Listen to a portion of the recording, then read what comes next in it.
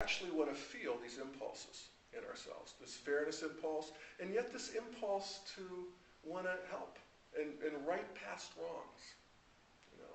And we want to feel the impulse that the law is unchangeable, that there's a certain standard that is going to stand the test of time and is going to stand against the various fashions of this generation or that generation. And there's a stake in the ground, and that's that, you know, strict constitutionalist kind of argument.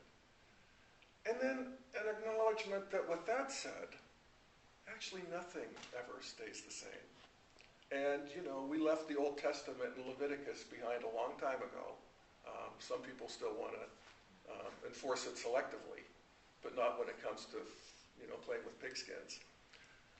But, you know, whatever, is that there's a movement. And so these are forces. And as integralists, we can see these not as which one do we favor, but what do each of them bring to the party? Okay, what's the piece of the truth that each one of those bring to the party? And when people like my sister, who is you know, a traditionalist, she's a strict constitutionalist, and you know, although she voted for Obama, she's kind of wavering, and you know, people are interesting and no two alike. But when she heard empathy, you know, when Obama came out and he said, I'm looking for a judge with empathy, that is a code word for the people who are strict constitutionalists or do not have judges making policy. That's a code word that this is somebody who wants judicial activism. And my sister didn't like that. And a lot of people don't like that.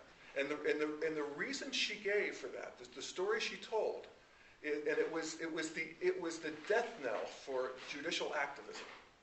And that was the busing decisions of the early 70s. When they,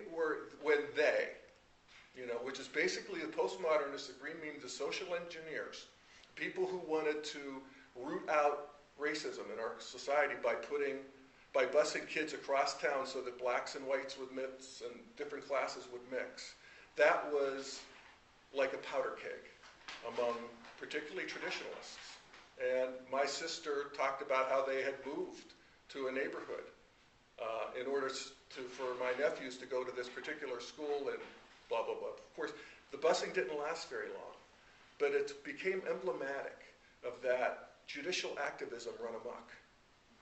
And yet, when we look at other examples of judicial activism, like the civil rights, Brown versus the Board of Education, which says that actually it's not okay, in fact, it's not even possible to have black and white schools, segregated schools in the South, that are separate but equal. They're intrinsically unequal. And they, you know, they ruled against that schools were slowly segregated. It was very